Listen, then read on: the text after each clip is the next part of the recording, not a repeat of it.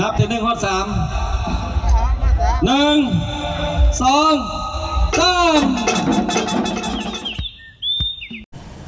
3คลิปนี้สำหรับคลิปนี้มาถาดวัดสีโคตรเนี่ยพอสีโคตรเฮาเนาะพี่น้องเฮาสิมาพี่พน้องมาเบิ่งการแข่งขันที่ว่าเซ็งกองแท้กองจริงเนาะสิมีกองมาแต่ยมราชมหาไซหรือว่าบัวละพานากายหนองบกเนาะมีหยังไปเบิ่งการทำการแข่งขันเลยเนาะในการแข่งขันเซ็งกองแท้กองจริงเนาะที่ว่าโบราณสถานการณ์ที่ว่านับถือกันมาปีนี้เพิ่นจัดเนาะเป็นงานใหญ่อลังการไม่ยังไปเบิ่งไปส้มน้ำกันพี่น้องเอาเข้าไปส้มน้ำกันว่าสีเป็นจะได้ไฟสิแพ้ไฟชนะรางวัลที่1และแม่นได้4 ล้านกีบรางวัลที่2และแม่นได้3 ล้านกีบพี่น้อง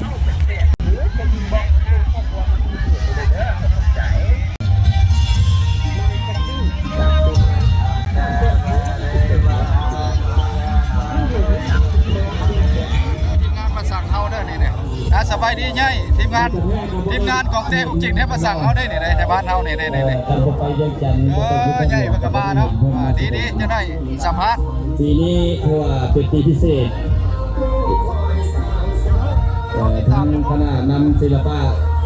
ส่วนกลางได้มาแสดงให้พ่อแม่พี่น้องชาวแขวงคำม่วนเฮาได้รับชมรับชมคือที่ม่วนพอสมควรเนาะพี่น้องเนาะ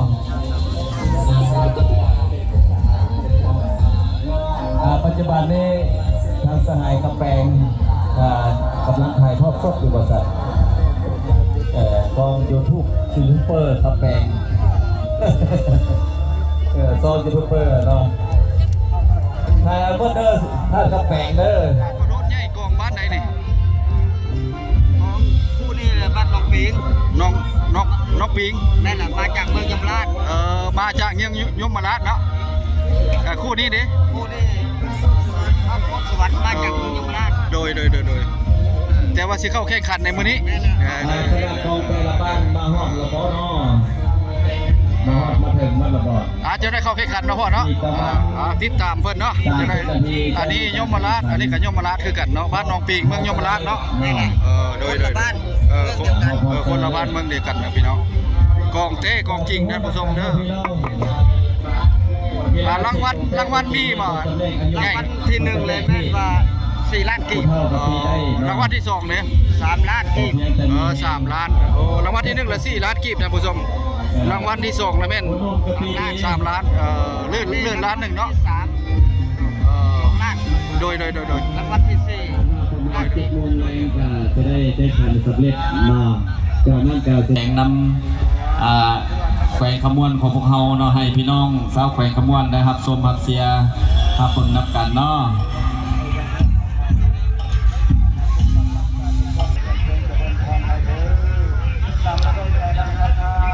กีฬาสิ่งกงเต้กงกิ่งนี่บอกคือกีฬาประเภทอื่นเนาะพี่น้องเนาะส่วนหลายการแม่ทางพี่น้องเมืองหนองบกเนาะแขวงเมืองต่างประเทศเนาะกับวันนี้มีหลากหลายกิจกรรมที่จะได้ทำการแสดงอยู่ในเวทีแห่งนี้เนาะการในรอบทวิตนี้พวกเราจะได้ทำการแสดงเสียงกองแต้กองเก่งประจำปี 2026 ขึ้นอย่างเป็นทางการในรอบชิงชนะเลิศเมื่อวานนี้พวกเราจะได้เสียงกองแต้กองเก่งในรอบคัดเลือกถือว่าสำเร็จเสร็จสิ้นเนาะวันนี้ก็ขอเชิญพ่อแม่พี่น้องมาเที่ยวชมเที่ยวงานในวันนี้ก็ให้มาชมมาเสียกันการกีฬาสิ่งกงเต้กงจริงนี่จะบุกคือกีฬาประเภทอื่นพี่น้องเนาะจะให้หู้นำกัน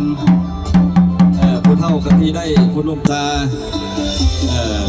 การผู้มีแหงกับตีบ่ดังเนาะพี่น้องจะให้หู้นำกันกับพร้อมนั้นประเพณีลาวเฮาที่ปฏิบัติกันมาแต่ดั้งเดิมเนาะนุ่งผ้าสบงขม่าเขียนแอลและมีแพรแดงเขียนหัวการพิเศษสุดๆการมี ของแสดงศิลปะวรรณคดีนะครับชมครับเบิ่งในค่ำคืนวันนี้เนาะ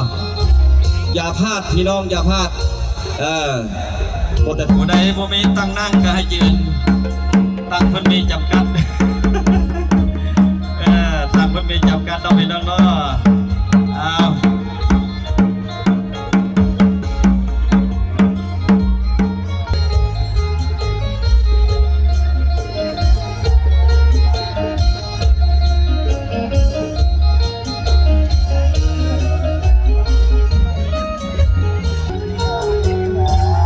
ก็ขอเชิญคณะกองแต่ละบ้านเนาะเตะถวายครูแล้วก็จึงไปเมืองยมราชเมืองท่าแขกและก็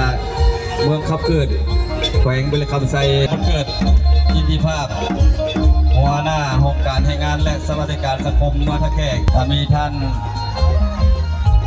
คำลายกบนมาจากนั้นการเราจะได้จัดการแข่งขันกีฬาของไต้กงกีนี่พวกเราจัดขึ้นทุกปี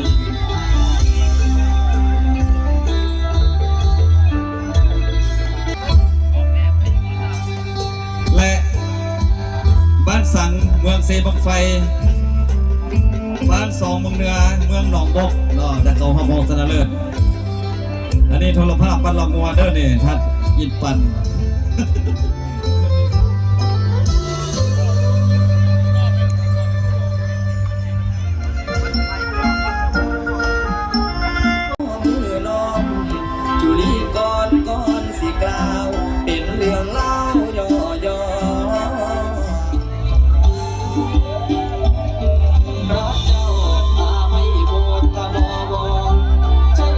การแข่งขันสิ่งของเตะ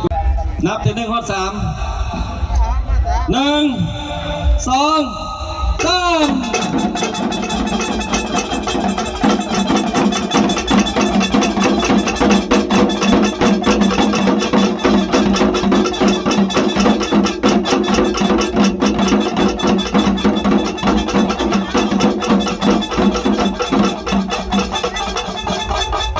เอาอีกยกที่ 2เอาเซิน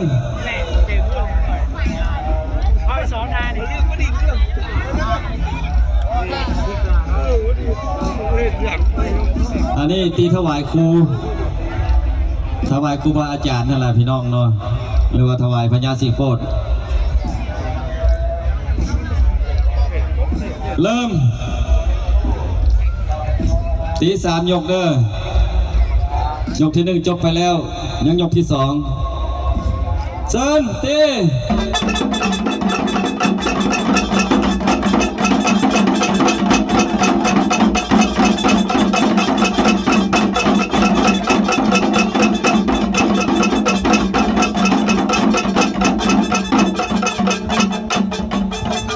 ทศวรรษขอเซินเข้ามากลางเวทีเลย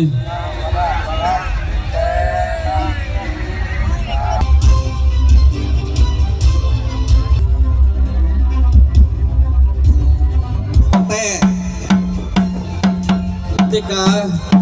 การแข่งกองนี้ขีสักชัดแจงความพร้อม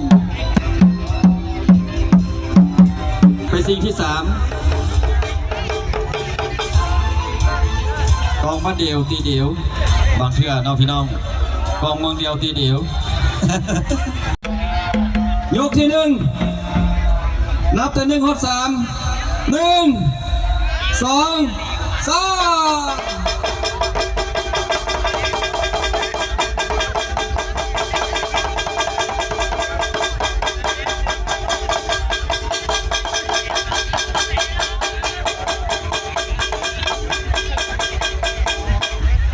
เมืองได้ดังพี่น้องเมืองได้ดัง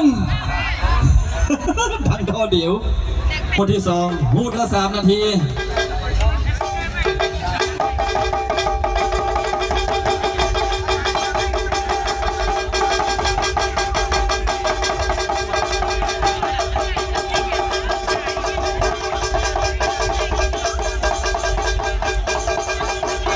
เฉพาะน้องๆหลาน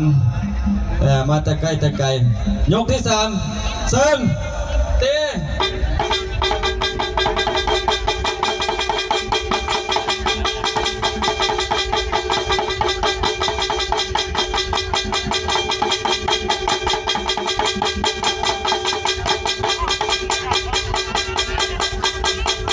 จบ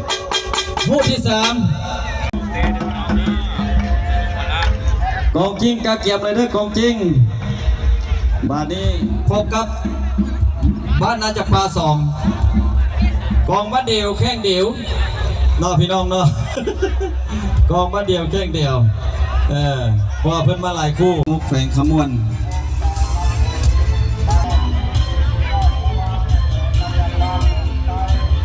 ตั้ม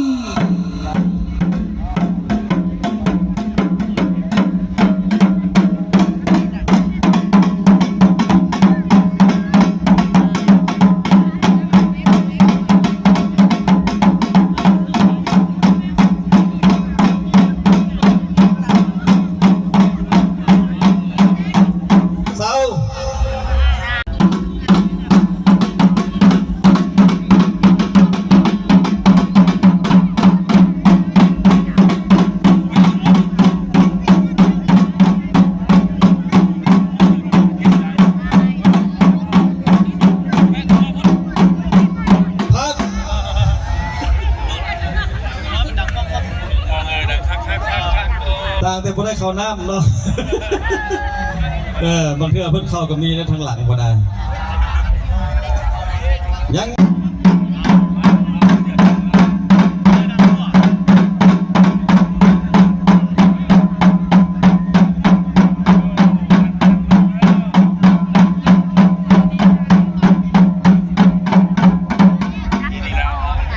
จบว่ากองคู่ใดดังคู่ใดบ่ดังแนวสิฟังแน่นอนการนักกีฬาปาเต้เราเห็นกับ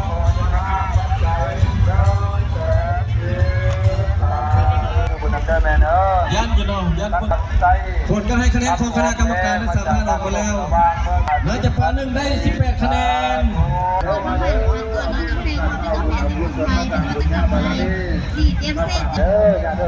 ประกาศอนุโมทนาหมายมีครอบครัวเมตตาบาจากพระพุทธเจ้า